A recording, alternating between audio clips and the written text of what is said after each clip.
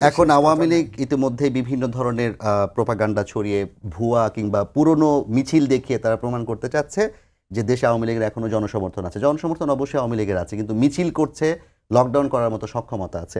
তাদের এই যে মানে তাদের যেই প্রস্তুতি কিংবা তাদের যেই তৎপরতা, এটি কি নির্বাচনকে কোনোভাবে ক্ষতিগ্রস্ত কিংবা বন্ধ করার সুযোগ আছে? আমি মনে করি না যে আওয়ামী লীগের এই তৎপরতা নির্বাচনকে খুব বড় ক্ষতিগ্রস্ত করবে, কারণ আমি দেখছি যে আওয়ামী লীগের লোকেরা নানাভাবে নির্বাচনের ভিতরে জড়িয়ে যাচ্ছেন। কারণ যখন নির্বাচন শুরু হয় তখন দেখবেন যে আপনার বিভিন্ন জায়গায় প্রার্থীরা আওয়ামী লীগের লোকদেরকে নানা কথা বলে যে তোমাদের মামলা প্রত্যাহার করব বা তোমাদেরকে ক্ষমা করে দিব, এ ধরনের কথা বলে বলে তাদেরকে ইনভলভ করে ফেলবে। আপনার মনে আছে সেপ্টেম্বরের 3 তারিখ জামাতের আমির একটা কথা বলেছিলেন, সাধারণ ক্ষমা ঘোষণা করলাম আওয়ামী লীগের জন্য। এটা নিয়ে কিন্তু উনি যথেষ্ট, তার দলের মধ্যেও উনি যথেষ্ট নিন্দিত হয়েছিলেন।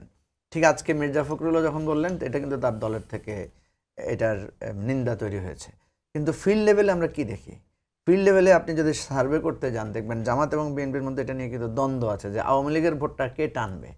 তো এটা আমি যেটা মনে করি যে আওয়ামী লীগ তার ফেস সেভিংয়ের জন্য কিছু বিচ্ছিন্ন বোমা টোমা মারা, কিছু গাড়িতে আগুন টাগুন লাগানো কাজটা সে করবে।